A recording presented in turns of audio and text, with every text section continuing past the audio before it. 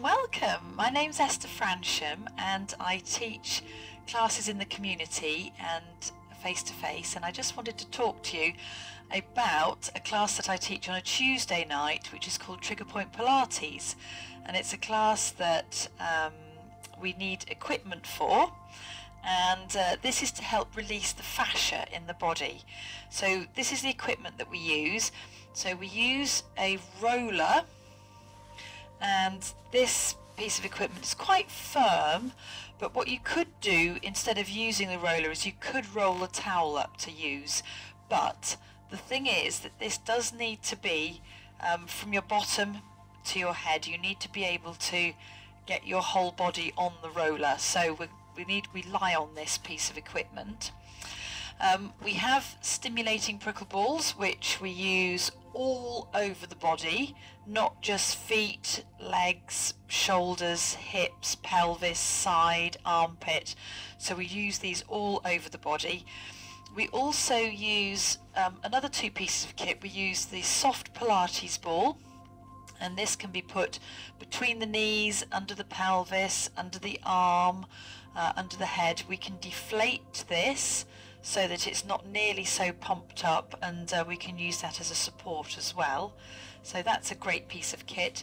And then we also use a band, and this is a very easy stretchy band, and this is for to support the body, so to enable movement to occur more naturally, so that we can let the joints go, but the joints can become freer moving, and with the support of this it really works. And we also use a towel as well, so again this can be used to put under the head, under the hips, just to help to support the body. Now, a piece of equipment that I don't have but I tend to use in the winter months is a hot water bottle. But having said that, a hot water bottle can be used anytime, so it can either be filled with hot water or it can be filled with cold water, and either way will just help to support the body. So it's a really lovely piece of kit, that, but I don't tend to use it all the time. So a little taste of what we do then.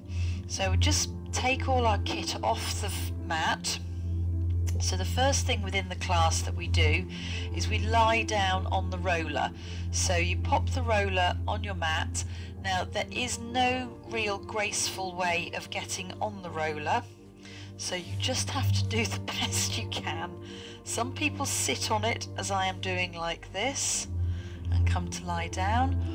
Another way that you could try is if you lie on the floor and you pop the roller up your back, and then you just, to help to support your body, is you just roll onto the roller. That might be a way of coming onto the roller. So from here you need to make sure that your head and your bottom are on the roller.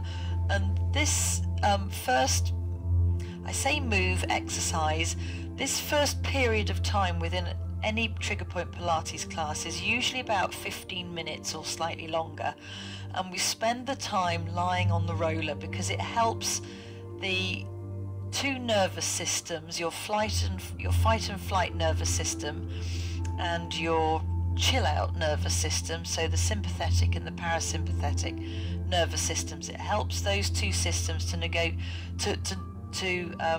talk to each other. So you've got your head and your bottom is your fight and flight, and you've got your spine, which is your chill out. So that the two nervous systems need to sort of communicate with each other, talk to each other. So we spend time here on the roller. We move the arms slowly through. We tend to do each move with one arm or one leg 4 times. So an example would be to take the arm across the chest and to open the arm out. So you wouldn't necessarily take it high to start off with. You might just sort of take it low and then just change that range of movement with the arm as you move up through the different areas of the body. So we would use the arms. We would also use the legs. So we can slide the leg away here and then draw the leg back, or we can do a knee drop and slide. So you drop the knee to the side, slide the foot away, rotate the leg, back. And another thing that we can do on the roller, which really is a bit of an all-round challenge, is to pop the band around the foot here, and then by holding onto the band, just enabling the foot the leg to be supported so that you can circle the leg. So that would be on the roller. So then we would come off the roller and we would just take a moment here to let the body settle and allow the body to just sort of connect with yourself and with itself, and just allow the body to settle. So each time we use a piece of equipment, we always sort of do a before and after check-in.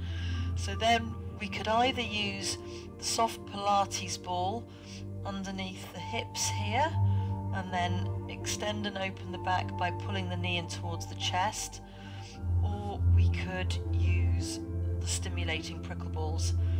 Now you just lift your hips up and you pop them underneath your hips. So from here we can either move the hips, or we can slide the leg away. We can take the balls wider, and that would get into the side of your gluteal muscles. We could take the balls a bit higher, but remaining on the bony bit, on the hard bit of your pelvis. We don't go into the soft back so much, but we do towards the end of the class. And then so after you've had the balls underneath the pelvis, we would then move to putting the balls underneath the shoulders. Now you've got lots of places to put the balls. I've just put the balls, where have I put them? I've put them into the middle of my shoulder blade. So you can put the balls into the middle of your shoulder blades, you can put them at the bottom leading edge of your shoulder blades, you can put them slightly wider, you could put them at the top of the crease of the armpit, or you could put them outside the crease of the armpit. You can put them higher up onto the upper trapezius muscles, so into the shoulder, and then we would use the arms to move through. So you could reach the hands up towards the ceiling and then push your middle finger up towards the ceiling, press the hands up towards the ceiling, and then also we would use one arm and take it back in a wide V shape. So what we have to do on one side, we always mirror and do it on the other side. So we would do it slowly, feeling our way into this. And then we could extend one leg and one arm to really feel the pull of the fascia through the body here. And that really helps to open up the body. So then after we've done the shoulders, we can do lots of other things as well. We can lie on our side and pop the balls into the armpit and into the waist, and then we always finish a class off by doing what's called the cranial release. So you start off with the two balls. It depends on how you are able to do this. I always have to wrap the balls up in my band because they just sort of squidge apart, but by wrapping the balls in the band here, it keeps them nicely together, and then I can place them underneath my head. So we can place them underneath the head, a bit lower, we can place them into the neck, we can then place them into the shoulders, into the shoulder blades, so that the cranial release goes down the spine. You always avoid the spine using the stimulating prickle balls. So these stimulating prickle balls, you keep them away from the spine. You can put them either side of the spine, but not on the bony bit. So you go down the body and then finish off by having the balls underneath the pelvis, either one or two. So that is what we do with the equipment. Now the really important thing about Trigger Point Pilates is because we've used pressure and movement to help to stimulate the fascia in the body and to help everything to glide better and to move better, you need to drink water, you need to keep your hydration up. So whenever you finish class, no coffee or tea or anything alcoholic, just have a glass of water first off, and that will help to rehydrate the body. And that is crucial because you can end up with a headache or whatever if you don't. So there we go. That is a quick run through with the Trigger Point Pilates equipment and what we do in class. I hope that was helpful, and I look forward to seeing you in one of my classes soon. So do send a message, and I teach Pilates, Trigger Point Pilates on a Tuesday evening at 6 p.m. So take care, lots of love, and thank you very much.